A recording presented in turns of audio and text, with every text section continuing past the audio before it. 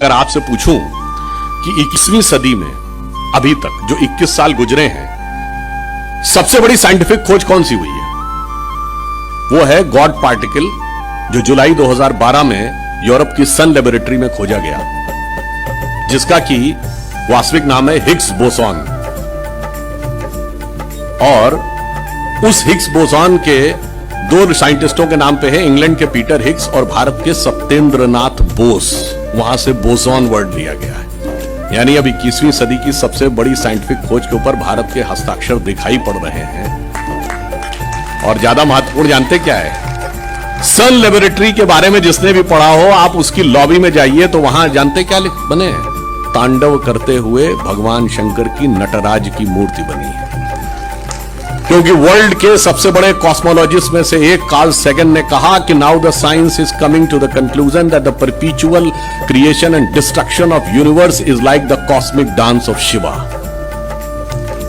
अब आप यूं समझिए कि जिस क्षण आप इस बात का विचार करते हैं, कुछ लोगों को लगता होगा ना, अभी प्रधानमंत्री जी ने जब काशी में कॉरिडोर का, विश्वनाथ कॉरिडोर का उद्घाटन किया, तो जब आपका सर श्रद्धा से भगवान शंकर के आगे झुकता है, तो श्रद्धा का वह बिंदु उत्तर में अमरनाथ से भी जुड़ जाता है, दक्षिण में रामेश्वरम से भी जुड़ता है, पश्चिम में सोमनाथ से भी जुड़ता है, पूर्व में मल्लिकार्जुन से भी जुड़ता है, नेपाल के काठमांडू से भी जुड़ता है, पाकिस्तान के कटास राज से भी जुड़ता है, और यूरोप की सन लेबोरेटरी से भी जाके जुड़ता है। यह मैं इसलिए कह रहा हूं कि भारत की अखंड चेतना का विस्तार, व्याप इतना गहरा है कि उसे समझने के लिए एक अलग प्रकार की बुद्धि चाहिए।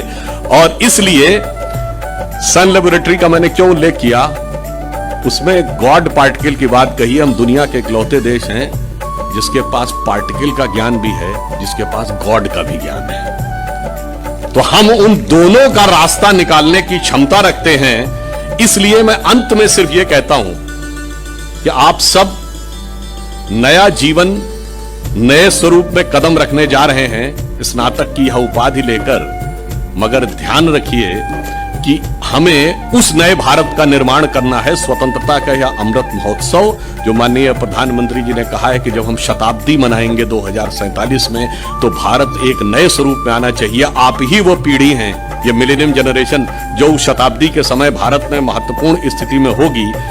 इसलिए हमें यह ध्यान रखना है कि हो गए हैं स्वप्न सब साकार, कैसे मान ले हम, टल गया सर से व्यथा का भार, कैसे मान ले हम, राष्ट्र को सब लोग भूले, स्वार्थ है युग मंत्र सारा, वर्ग जाति विभेद की अब बह रही है कलुष धारा, इस अमा के तिमिर को अब अरुणिमा क्या मान ले हम, टल गया सर से व्यथा का भार कैसे मान ले हम। इसलिए यह भी ध्यान रखिए कि हमें किस रूप में आगे बढ़ना है। स्वराज्य, स्वतंत्रता 47 में मिली थी, स्व नहीं था, इसलिए वेश वाणी तत्व दर्शन दूसरों का यह सभी ले, विकृति को हम ग्रहण करते निज प्रकृति को आज भूले, इस विदेशी नकल को अब अस्मिता क्या मान ले हम, टल गया सर से व्यथा का भार कैसे मान ले हम। इसलिए अटल जी की इस पंक्ति से समाप्त करता हूं। स्वतंत्रता मिली है, 75वां वर्ष है, परंतु याद रखिए हमने बहुत कुछ प्राप्त भी किया है। स्वतंत्रता को सार्थक करने कमर कसें, बलिदान करें, जो पाया उसमें खो न जाएं, जो खोया उसका ध्यान करें।